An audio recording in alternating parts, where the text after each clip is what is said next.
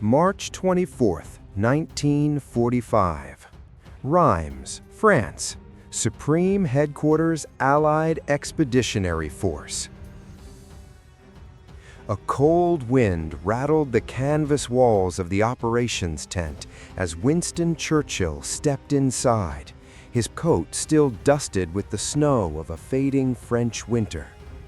Before him lay a fresh dispatch, ink still glistening, delivered by courier only minutes earlier. For weeks, the Allied plan was clear. Field Marshal Bernard Montgomery would perform the grand, deliberate, meticulously engineered crossing of the Rhine. The British Empire's prestige depended on it. Newspapers were already preparing headlines. But then, at 09:20 that morning, everything collapsed. The dispatch contained a single stunning line: Patton has crossed the Rhine.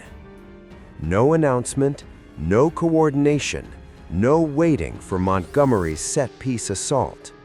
General George S. Patton, impossible, brilliant, and infuriating, had just rewritten the script of the war.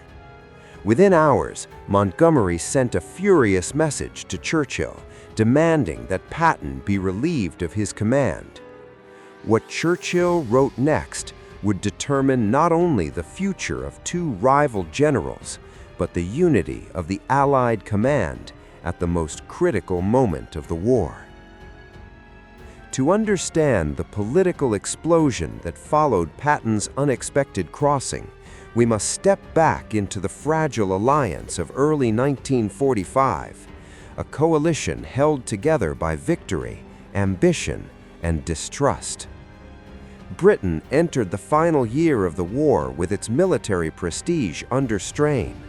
The Americans now fielded the largest armies, the bulk of the aircraft, and the lion's share of supplies. Yet Churchill needed one final great British-led success to justify the Empire's sacrifices. That symbolic triumph was supposed to be Montgomery's grand crossing of the Rhine, a battle that would showcase British engineering, British planning, and British command. Patton knew this. So did Eisenhower. So did Churchill. And precisely because everyone knew it, Montgomery's expectations soared. His assault was to be the most photographed, most publicized, most carefully orchestrated operation since D-Day. But Patton was Patton. Aggressive, opportunistic, unrestrained. When he found a chance to cross the Rhine at Oppenheim, with German defenses collapsing faster than expected, he didn't ask, he didn't wait, he didn't warn anyone. He simply crossed. Montgomery saw it not as improvisation, but as sabotage. That belief would trigger one of the most explosive private confrontations of the entire war. The moment Montgomery demanded that Winston Churchill help remove America's most successful battlefield commander, and Churchill would be forced into a decision no Allied leader ever wanted to face. This is the untold story of that decision. The seeds of this conflict were planted months earlier. In December 1944, during the Battle of the Bulge, Montgomery had temporarily taken command of two American armies. His later press conference, where he praised British strategy while diminishing American contributions, infuriated U.S. commanders. Patton never forgave him. Bradley distrusted him. Eisenhower struggled to manage him. And Churchill, though loyal to Montgomery, understood clearly the Americans would not tolerate another insult. Yet Montgomery believed the Rhine crossing would redeem everything. He insisted on a massive, deliberate operation, Operation Plunder, complete with amphibious vehicles, airborne drops, specialized armor, and a press corps ready to record every moment. He wanted the final blow against Germany to be unmistakably British-led. Churchill understood the political danger. American power in Europe was overwhelming. British manpower, stretched thin after 5 years of war, could no longer match the U.S. divisions pouring into the continent. Montgomery was Britain's last great military symbol. If he succeeded, Britain's legacy would shine. If he failed, or if Patton upstaged him, Britain's role in the final victory could be diminished forever. For Patton, speed was everything. In his diary, he wrote only days before the crossing, "Opportunities in war are fleeting. Delay is death." He did not trust Montgomery's slow, methodical style, and he despised the idea of waiting simply for the sake of prestige. Patton believed he could reach the Rhine first, and he intended to. Through January and February 1945, Allied headquarters became a quiet battlefield of egos, Montgomery viewing Patton as reckless and undisciplined, Patton viewing Montgomery as slow and overcautious, Bradley caught between supporting Patton and maintaining peace, Eisenhower needing both generals to advance rapidly, Churchill needing Montgomery to shine for political survival. The Rhine became more than a river. It became a symbol of legacy. On March 20th, 2 days before the incident, Montgomery told Churchill in a private cable, "The crossing must be a British demonstration of power and control." Meanwhile, Patton told Bradley, "I'll be damned if I let Monty have all the glory." 2 generals, 2 philosophies, 1 river, and a collision that was now inevitable. On the night of March 21st, Montgomery finalized the last arrangements for Operation Plunder. British engineers built bridges, Canadian divisions prepared their assault routes, American airborne troops rehearsed their night drops. Everything pointed toward March 24th, Montgomery's grand moment. But Patton had already spotted a weakness in the German line near Oppenheim, a retreating enemy, minimal artillery, an undefended stretch of river. Patton turned to his staff and said, "We're going." By the time Montgomery awoke the next morning, Patton was across the Rhine, and World War II's most explosive inter-Allied confrontation had already begun. I have stopped exactly as instructed. March 22, 1945, Rhine River, Oppenheim sector. The early morning mist hung low over the Rhine, concealing the movements of Patton's Third Army. For weeks, the Americans had been massing supplies, tanks, and pontoon bridges, waiting for a signal to attack. That signal never came. Patton, after inspecting German positions, issued orders in his famously terse style. "Go now, no waiting. Opportunity doesn't knock twice." By 7:45, American tanks rumbled toward the riverbank. Engineers deployed portable bridges, and infantry waded through icy waters under light German resistance. Within 2 hours, the first American soldiers stood on German soil. At Supreme headquarters in Rheims, Eisenhower received the first wire from Bradley. Patton has crossed. A stunned silence followed. Montgomery, in his forward command post in the Netherlands, learned of the crossing by telegram shortly after 9 o'clock. The news struck him like a thunderclap. The careful British-led plan he had spent months constructing, Operation Plunder, had been rendered obsolete by Patton's audacity. Montgomery's first reaction was disbelief, then outrage. Within the hour, he drafted a message to Churchill.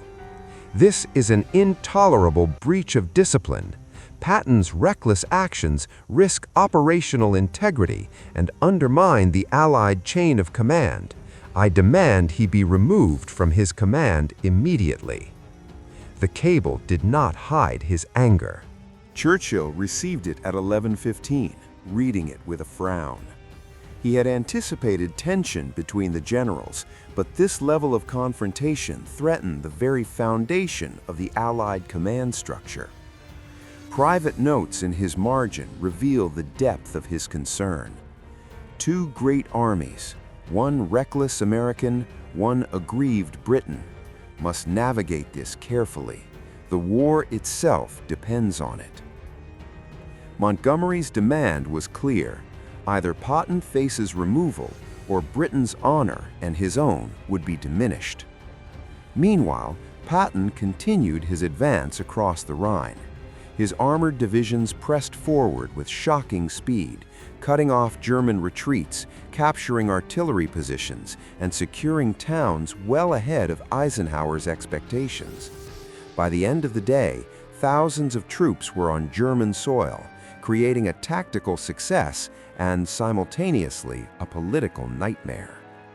The Allied command was now at a breaking point. Eisenhower faced pressure from multiple directions. Montgomery, who demanded discipline and prestige restoration; Roosevelt, who wanted Allied unity intact; Churchill, balancing national pride with pragmatic wartime diplomacy. March 23, 1945, Reims, France. Churchill convened an emergency session with his military aides. The news from Oppenheim was undeniable. Patton had crossed and entrenched. Montgomery's outrage had escalated. He had begun lobbying Eisenhower directly through private channels. It was at this moment that Churchill made a private note, one that would later appear in his memoirs, though carefully edited. "I am confronted with a choice no statesman should face: appease Monty, risking the war effort, or defend Patton and the unity of our coalition. Each path is perilous." For historians examining this note, the revelation is profound. Churchill recognized the personal egos of generals could threaten the final push into Germany. Eisenhower, in consultation with Bradley, drafted a careful response. "We appreciate Monty's concerns, but cannot remove General Patton at this critical juncture." The statement was diplomatic, but it was only a temporary reprieve. Montgomery refused to be pacified. He demanded a direct intervention from Churchill himself. This demand would escalate the crisis to a level unseen in Allied command, an internal political confrontation rivaling any battle on the front. March 24, 1945, Churchill's private office, Reims.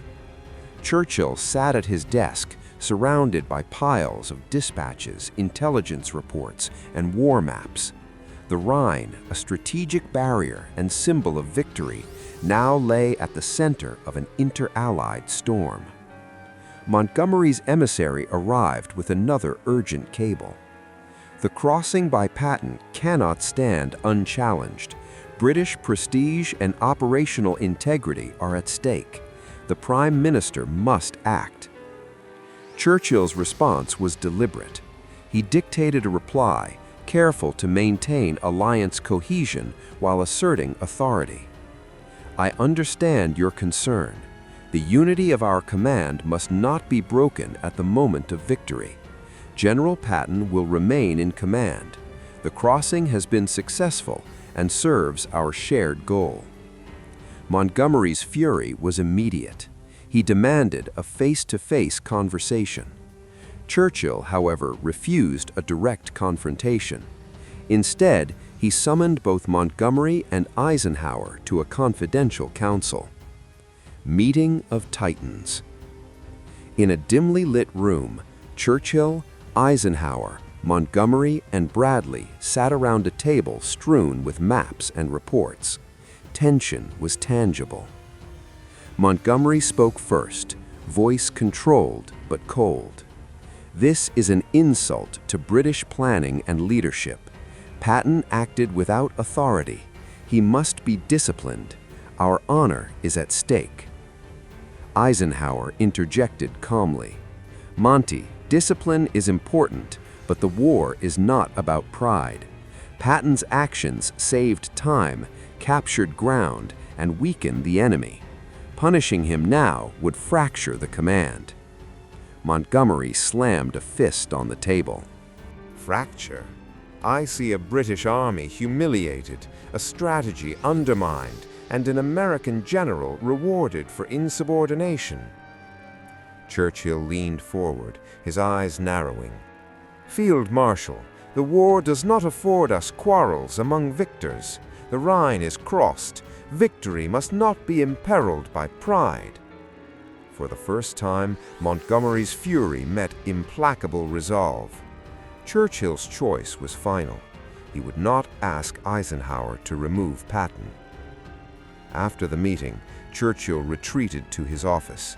He scribbled in his private notebook, "I have chosen alliance over ego, yet the cost is heavy. Britain's finest general affronted, America's wildest general unrestrained. Victory comes, but at what price to personal dignity?" Montgomery, meanwhile, refused to speak directly to Patton, communicating only through aides. His public statements remained measured, but private letters to London expressed searing anger and disappointment. Patton, unaware of the full diplomatic storm, continued advancing with characteristic ruthlessness. In his diary, he wrote, "The Rhine is ours, let the British stew." The tension between British and American command, once subtle, was now a visible rift. Allies on the front lines noted the unusual absence of coordination in radio communications and logistics discussions. Historians later cite this moment as the closest the Allied command came to internal collapse during the final European campaign. By March 25, 1945, the situation reached its dramatic apex. Montgomery had submitted multiple memos demanding action against Patton. Eisenhower had reiterated that no removal would occur. Churchill had personally intervened, asserting the primacy of Allied unity. The confrontation had reached maximum intensity, with the potential to spiral into a political crisis that could have derailed the Rhine offensive entirely. Yet behind closed doors, Churchill maintained a calm exterior. His handwritten notes revealed the weight of the moment. To allow pride to dictate the outcome would be to court disaster. The lives of tens of thousands, the speed of victory, the entire campaign must not fall victim to ego. By the evening, a tentative equilibrium was reached. Patton remained in command, Montgomery seethed in silence, and the Allied advance into Germany continued, albeit shadowed by personal tensions. March 24th to 25th, 1945, Rheims, France. Churchill had reached the point of no return. The choice he faced was monumental: side with Montgomery, Britain's hero, and risk alienating the Americans, or defend Patton, preserving Allied unity but infuriating Britain's pride and its most celebrated general. He picked the harder path: unity over ego. In a private handwritten note to Montgomery, Churchill wrote, "Your concern for British prestige is noted, yet the war allows no time for quarrels among victors. General Patton will remain in command. Let our victory not be marred by discord." The language was firm but carefully diplomatic, designed to assert authority while acknowledging Montgomery's feelings. It was the kind of subtlety Churchill had mastered over decades of political maneuvering. Montgomery received the note late that evening. The British Field Marshal's face, recorded by aides, showed a rare moment of visible frustration.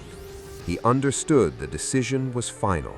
There would be no appeal, no reversal. The Rhine crossing by Patton stood.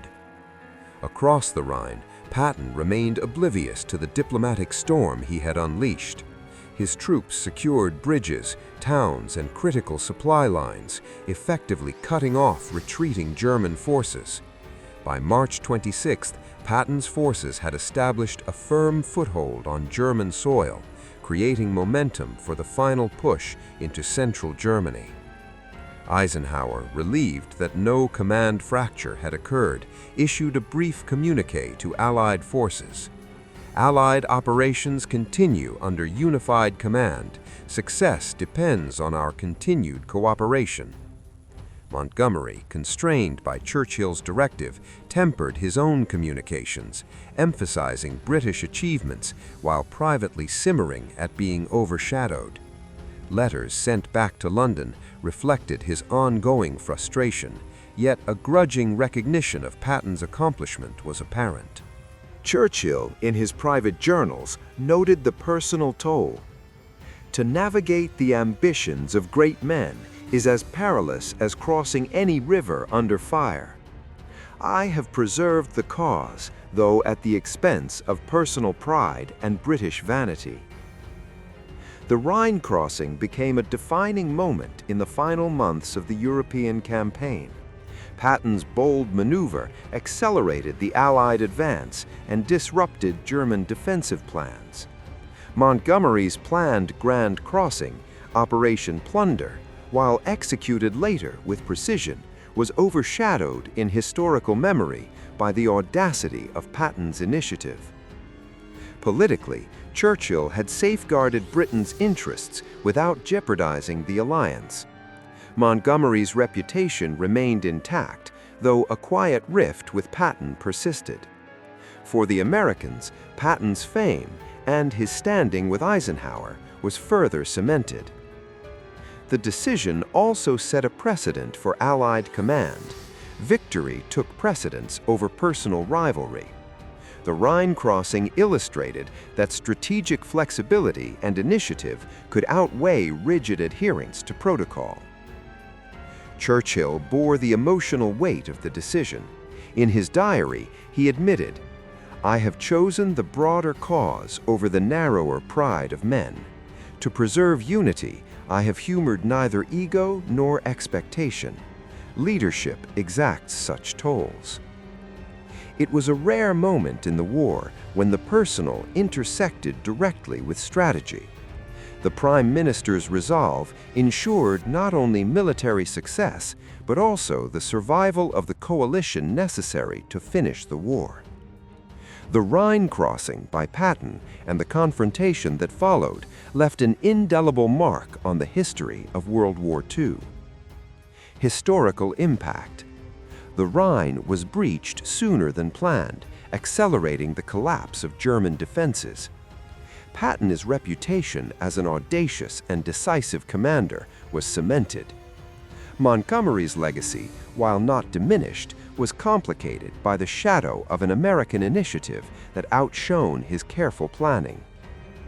Legacy analysis. Churchill's intervention is now studied as a masterclass in alliance management.